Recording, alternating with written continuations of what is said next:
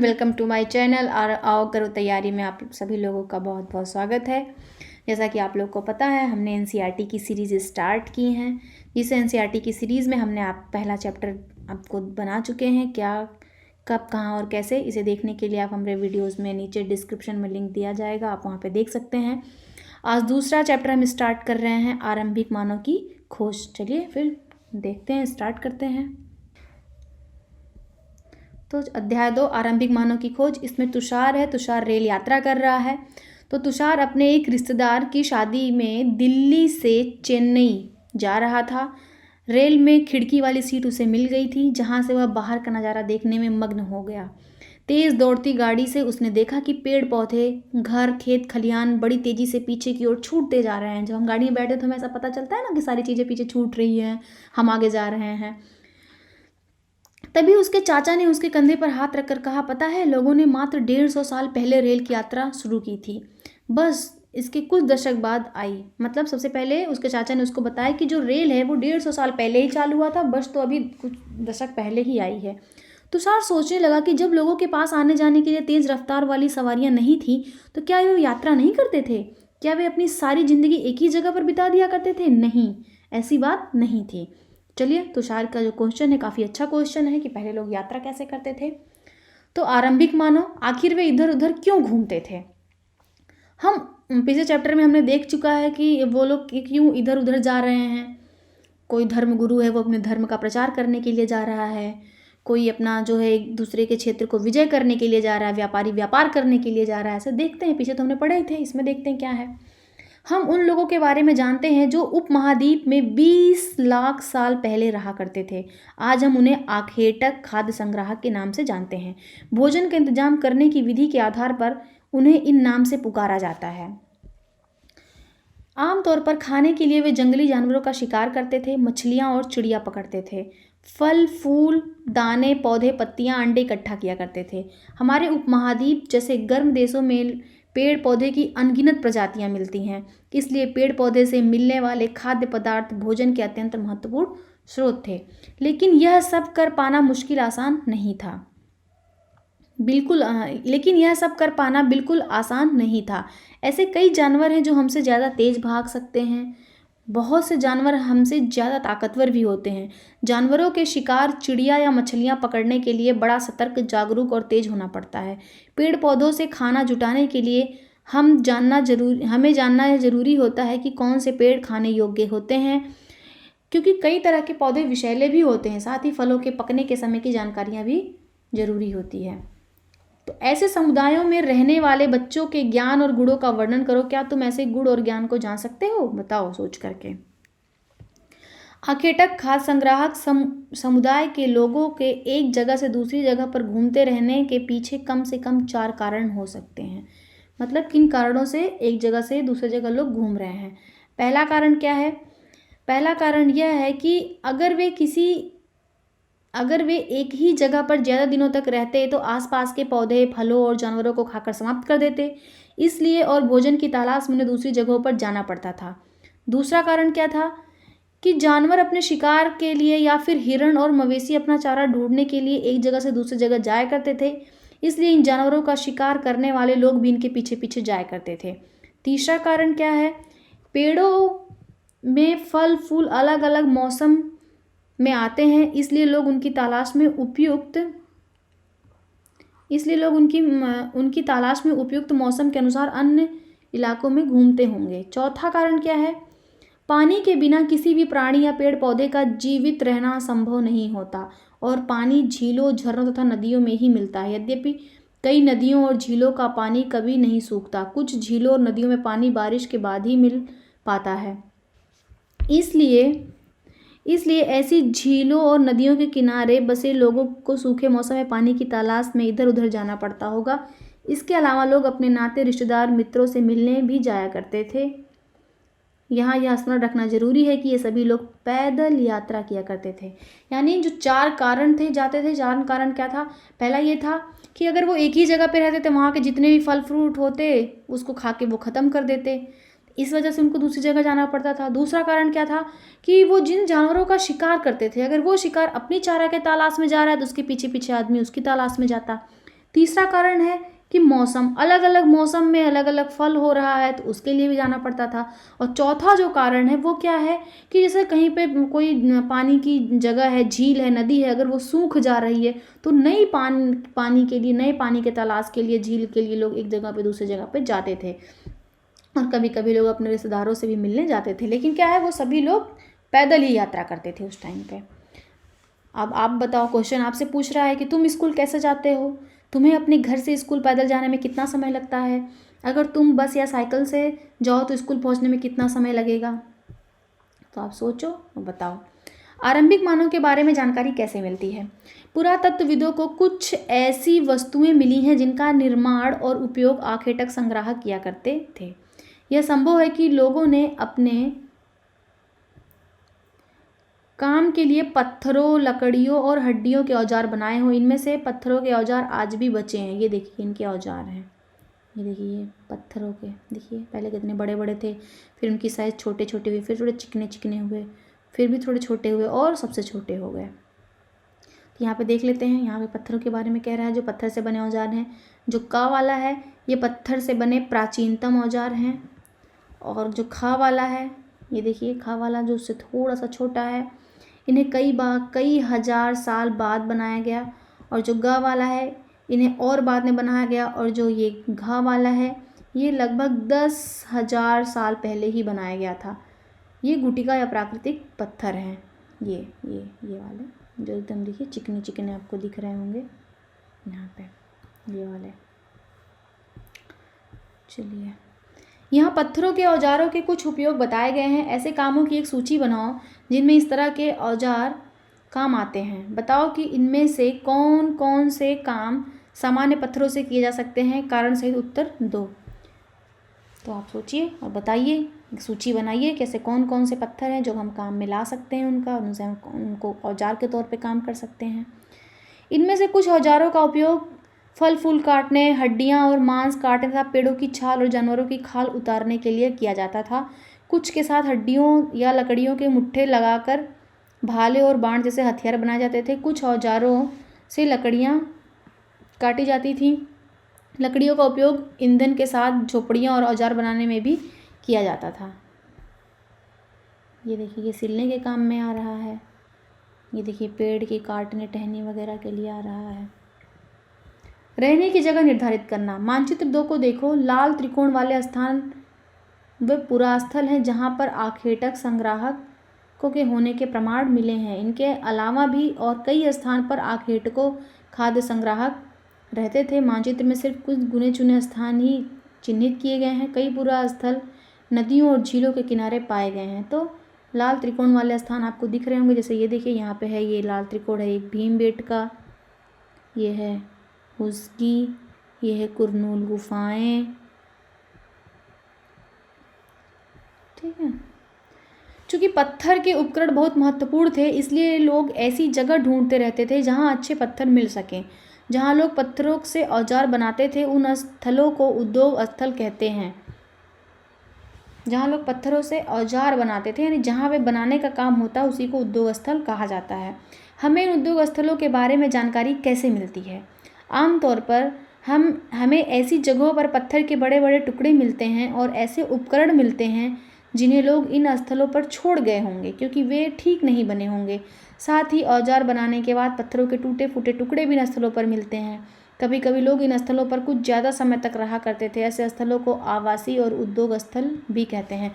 यानी जो लोग अपना बनाए होंगे, अच्छा औजार नहीं बना होगा, उसको छोड़ दिए होंगे या उसके टुकड़े वगैरह छोटे छोटे गिर गए होंगे, तो इन्हीं जो छूटे हुए टुकड़े थे इन्हीं से हमें उस समय के बारे में जानकारी मिल रही है क्योंकि कैसे औजार थे, कैसे चीज़ें थीं। यहाँ देखिए भीमबेटका जो हमने ऊपर देखा, तो भीमबेटका कहाँ पे है, ये इंपॉर्टेंट है। भीमबेटका आधुनिक मध्य प्रदेश में है।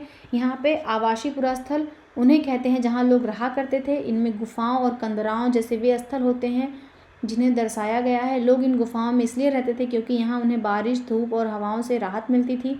ऐसी प्राकृतिक गुफाएं कहाँ पे मिली हैं, विंध्य और दक्कन के पर्वतीय इलाकों में मिलती हैं जो नर्मदा नदी के पास में है। कह रहा क्या तुम बता सकते हो रहने के लिए लोगों ने यह जगह क्यों चुनी होगी। सोचिए, बताइए क्यों चुनी होगी।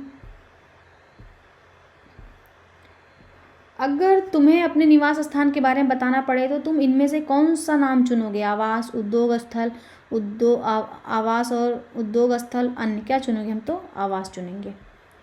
पुरास्थल क्या होता है? पुरास्थल उस स्थान को कहते हैं, किसको? उस स्थान को कहते हैं जहाँ औजार, बर्तन, इमारतों जैसी वस्तुओं के अवशेष मिलते हैं। ऐसी वस्तुओं का निर्माण लोगों ने अपने कामों के लिए किया था और बाद में वे वहीं छोड़ के चले गए। ये जमीन के ऊपर, अंदर, कभी कभी समुद्र और नदी के तल में भी पाए जाते हैं। इन पुरास्थलों के बारे में आपको अगले अध्याय में बताया जाएगा। पाषाण औजारों का निर्माण। पाषाण उपकरणों को प्राय 2 तरीके से बनाया जाता था। पहला, जो पाषाण औजार हैं, यानी जो पत्थरों से हम औजार बना रहे हैं, वो बनाने के कितने तरीके थे? 2 तरीके थे। तो 2 तरीके क्या थे? पहला था कि पत्थर से पत्थर को टकराना, यानी पत्थर से पत्थर को टकरा करके, देखिए कैसे पत्थर से पत्थर को टकरा रहा है, टकरा करके बनाया जाता था। यानी जिस पत्थर से कोई औजार बनाना होता था उसे एक हाथ में लिया जाता था और दूसरे हाथ से एक पत्थर का हथौड़ी जैसा इस्तेमाल होता था। इस तरह आघात करने वाले पत्थर से दूसरे पत्थर तब तक शल्क निकाले जाते थे जब तक वांछित आकार वाला उपकरण न बन जाए। दूसरा तरीका क्या था? दूसरे तरीके को दबाव शल्क तकनीकी भी कहा जाता है। इसमें क्रोड को एक स्थिर सतह पर टिकाया जाता था और इस क्रोड पर हड्डी या पत्थर रखकर उस पर हथौड़ी नुमा पत्थर से शल्क निकाले जाते थे, जिससे वांछित उपकरण बनाए जाते थे।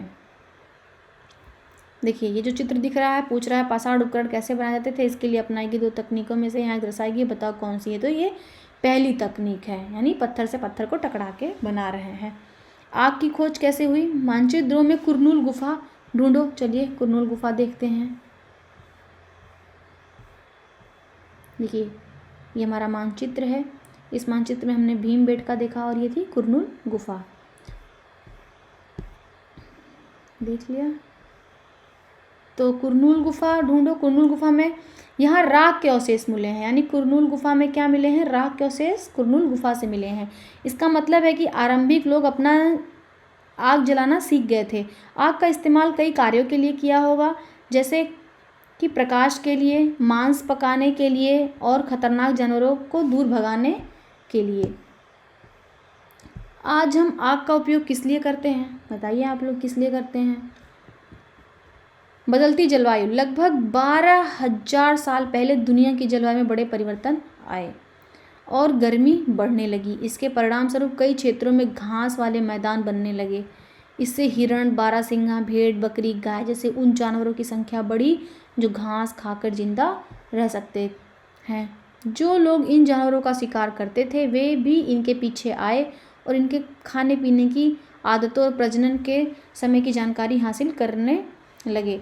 हो सकता है कि तब तक लोग इन जानवरों को पकड़कर अपनी ज़रूरत के अनुसार पालने की बात सोचने लगे हों। साथ ही इस काल में मछली भी भोजन का महत्वपूर्ण स्रोत बन गई। इसी दौरान उपमहाद्वीप के विभिन्न इलाकों में गेहूं, जौ, धान जैसे अनाज प्राकृतिक रूप में उगने लगे थे। शायद महिलाओं, पुरुषों और बच्चों ने इन अनाजों को भोजन के लिए बटोरना शुरू कर दिया होगा। यानी सबसे पहले क्या हुआ? जो 12,000 साल पहले क्या हुआ था कि जलवायु में परिवर्तन हुआ। जब जलवायु में परिवर्तन हुआ तो बड़े बड़े घास उगने चालू हो गए और जब घास उगे तो इनमें जानवर आने लगे, जैसे बारहसिंगा आया और क्या कहते हैं, हिरण आया, भेड़, बकरी, ऐसे जब जानवर आए तो इन जानवरों के शिकार करने के लिए पीछे पीछे मानव भी आना चालू किया। जब मानव आए तो उन्होंने क्या कहते हैं, गेहूं, जौ ऐसे जो फसलें भी उगने लगी वहाँ पे, तो उन लोगों ने बटोरना और खाना चालू कर दिया। साथ ही वे यह भी सीखने लगे होंगे कि यह अनाज कहाँ उगते थे और कब पककर तैयार होते थे। ऐसा करते करते लोगों ने इन अनाजों को खुद पैदा करना भी सीख लिया होगा।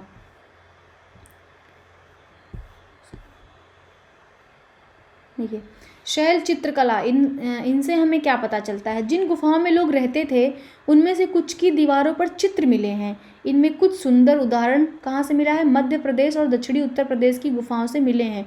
इनमें जंगली जानवरों की बड़ी कुशलता से सजीव चित्रण किया गया है। कौन क्या करता था? हमने पढ़ा कि आरंभिक लोग शिकार तथा फल मूल का संग्रह किया करते थे। वे पत्थरों के औजारों और गुफाओं में चित्र बनाते थे।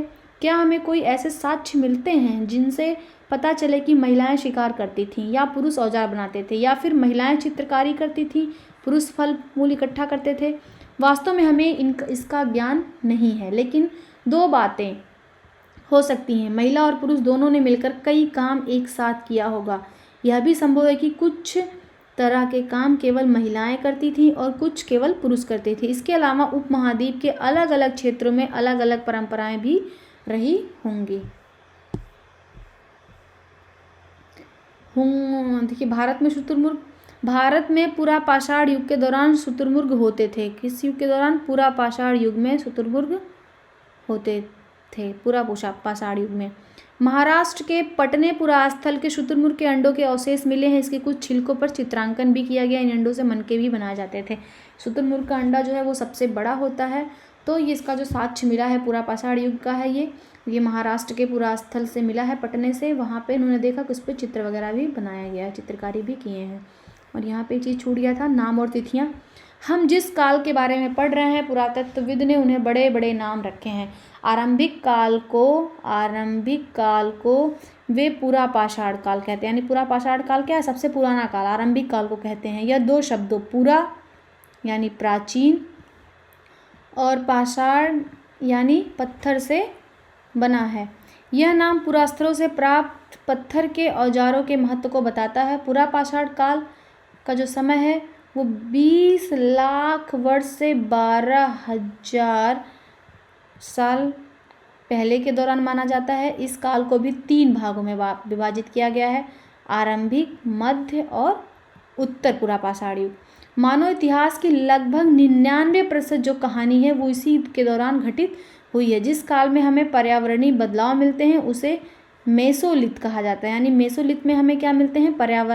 पर्यावरणीय बदलाव मिलते हैं, यानी मध्य पाषाण युग कहते हैं। मेसोलिथ का मतलब क्या होता है? मध्य पाषाण युग, और इसी में ही पर्यावरणीय बदलाव हुए थे। इसका समय लगभग 12,000 साल पहले से लेकर 10,000 साल पहले तक माना जाता है। इस काल के जो पाषाण औजार हैं आमतौर पर बहुत छोटे होते थे। इन्हें माइक्रोलिथ यानी लघु पाषाण कहा जाता था। प्राय इन औजारों में हड्डियों या लकड़ियों के मुट्ठे, हंसियाँ जैसे औजार मिलते हैं। साथ साथ पुरा पाषाण युग वाले औजार भी इस दौरान बनाए जाते रहे। पृष्ठ 13 पर बने चित्रों को देखो। इस दौरान बनाए गए औजार के तुम्हें कोई बदलाव दिखाई देता है? वो हमने आपको पीछे दिखाया, वो जो बने हुए थे चित्र, बड़े बड़े थे, छोटे छोटे थे। अगले युग की शुरुआत लगभग 10,000 साल पहले से होती है। इसे नवपाषाण युग कहा जाता है। अगले अध्याय में तुम नवपाषाण युग के बारे में पढ़ोगी। नवपाषाण का क्या मतलब होता है? हमने कुछ स्थानों के नाम दिए गए हैं। अगले अध्याय में तुम्हें ऐसे अनेक नाम मिलेंगे। अक्सर हम पुराने स्थानों के लिए उन नामों का प्रयोग करते हैं जो आज प्रचलित है, क्योंकि हमें ज्ञात नहीं है कि उस काल में इनके क्या नाम रहे होंगे। यानी सबसे मेन चीज़ क्या है? जो ये पुरा पाषाण काल है, जो पूरा पाषाण काल है, इसको 3 भागों में बांटते हैं। एक का नाम है आपका पूरा पाषाण काल, जो 20 लाख से लेके 12,000 साल है। और जो दूसरा है वो है आपका 12,000 से लेकर के 10,000, जिन्हें हम लोग मेसोलिथ भी कहते हैं। और जो मेसोलिथ है इसका मतलब होता है कि यहाँ पे पर्यावरणीय बदलाव हुए हैं और इनके जो औजार हैं वो छोटे छोटे हैं, और औजार छोटे होने के कारण ही इन्हें माइक्रोलिथ कहा जाता है। हुंसी का सूक्ष्म निरीक्षण करिए। चलिए हुंसी को देखते हैं मानचित्र में। ये देखिए, ये है आपका हुंसी, देखा? ये हुंसी है कुरनूल गुफा के जस्ट बगल में, दक्षिण भारत में। देखते हैं हुंसी के बारे में क्या है। हुंसी, यहाँ पर पूरा पाषाण युग के कई पुरास्थल मिले हैं। कुछ पुरास्थलों से अलग अलग कार्यों में लाए जाने वाले कई प्रकार के औजार जो मिले हैं वो हुंसी से मिले हैं। संभवतः आवास और उद्योग स्थल रहे होंगे। कुछ छोटे पुरास्थलों में भी औजारों के बनाए जाने के प्रमाण मिले हैं। इनमें से कुछ पुरास्थल झरनों के निकट थे। अधिकांश औजार चूना पत्थरों, जो अधिकांश औजार हैं वो चूना पत्थरों से बनाए जाते थे। क्या तुम दूसरे प्रकार के पुरास्थलों के भी नाम बता सकते हो? बताइएगा ढूंढ करके। चलिए अन्यत्र देखते हैं। अन्यत्र में क्या है? अपने एटलस में फ्रांस ढूंढो। यह चित्र फ्रांस की एक गुफा का है। ये जो चित्र दिख रहा है आपको, ये फ्रांस की एक गुफा का बनाया गया है। इस पुरास्थल की खोज लगभग 100 साल पहले 4 स्कूली छात्रों ने की थी। इस तरह के चित्र लगभग 20,000 साल पहले से लेकर के 10,000 साल पहले के बीच बनाए गए होंगे। इनमें कई जानवरों के चित्र हैं। इनमें जंगली घोड़े, गाय, भैंस, गैंडा, रेंडियर, बारहसिंघा, सूअरों के गहरे चमकीले रंगों से चित्रित किया गया है। इन रंगों को लौह अयस्क और चारकोल जैसे खनिज पदार्थों से बनाया जाता था। संभव है कि इन चित्रों को उत्सवों के अवसर पर बनाया जाता था या फिर इन्हें शिकारियों द्वारा शिकार पर निकलने से पहले कुछ अनुष्ठानों के लिए बनाया गया होगा। क्या तुम इन्हें बनाने का कोई और कारण बता सकते हो? बताइएगा आप क्यों ये बने होंगे।